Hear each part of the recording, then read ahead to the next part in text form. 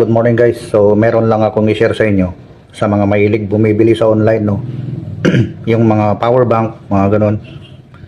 Ewan natin kasi minsan sinasabi nila na legit daw. Tapos pag in-order mo na, pag ginamit mo na, sinarge mo, okay naman siya. Pero mapapansin nyo guys, hindi pa makalahati yung battery na mag-full dun sa cellphone nyo, low bat na yung mga power bank. So hindi ko na sasabihin kung anong online store to or anong klaseng brand ng power bank to guys. So ito, binuksan natin guys para makita nyo siya. Share ko lang sa inyo guys ha. So makita nyo guys, no, gagamit tayo ng ng tester.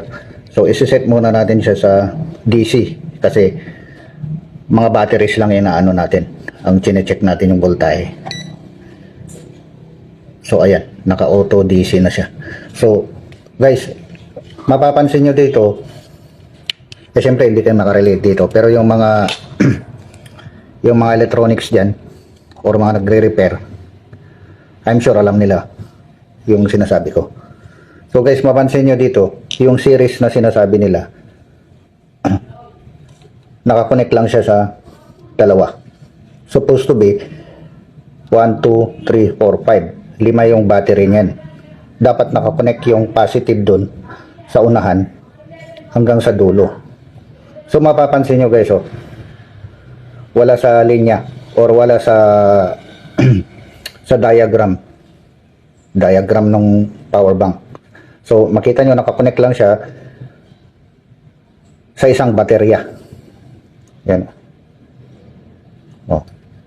Mapapansin mo yan kasi pag mag-charge ka na, wala pang mga, siguro mga 10% lang, patay na or wala nang laman yung peke na mga power bank. So ang point ko dito guys, syempre pag bubuksan nyo to, kailangan nyo rin ng prying tool kasi sa mga ganito nya. So kukunin na natin yung voltahe niya guys. So ito. So dito sa negative, tapos sa positive sa taas. Kung mapapansin nyo, mababang klase pa yung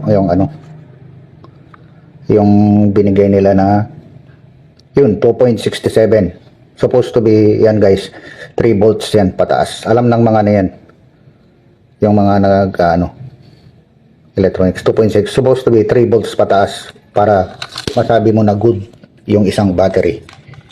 So ang nagcha-charge lang dito guys, isang baterya lang. So ito lang yung nagsisilbing battery niya, isa lang.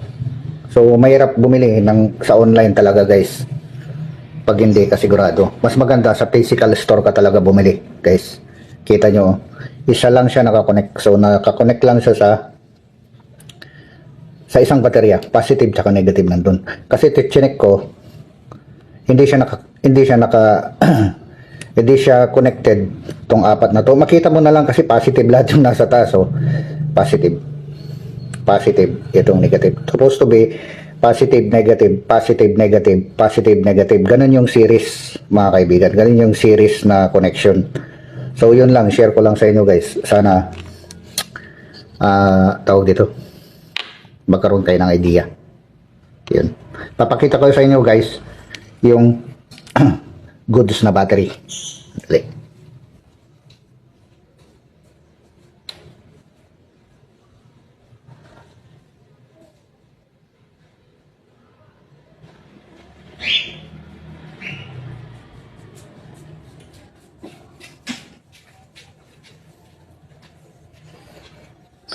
Ito guys, yung mga sample ng mga goods na battery. Marami to sa online. So pag bibili ka, kailangan ipa-check nyo doon sa seller. Isa-isa. Kailangan 3 volts pataas. Kasi mamaya bibigyan nyo sa inyo 0.1 or 0.2. Parang lang. Parang earnings sa Reels. 0.1. Ganun. So makita nyo guys ito. Kukunin natin dito sa positive ay negative, Negative siya. Negative. Yan. Negative. Tas positive. Ayan, makita nyo guys, 2.38. Medyo mababa na rin kasi gamit na to. Ayan. Pero para sa akin, 2 point something. Ayan, mababa na. Nag-fluctuate na siya. Okay pa yan. Pag yung mga ganito na battery guys,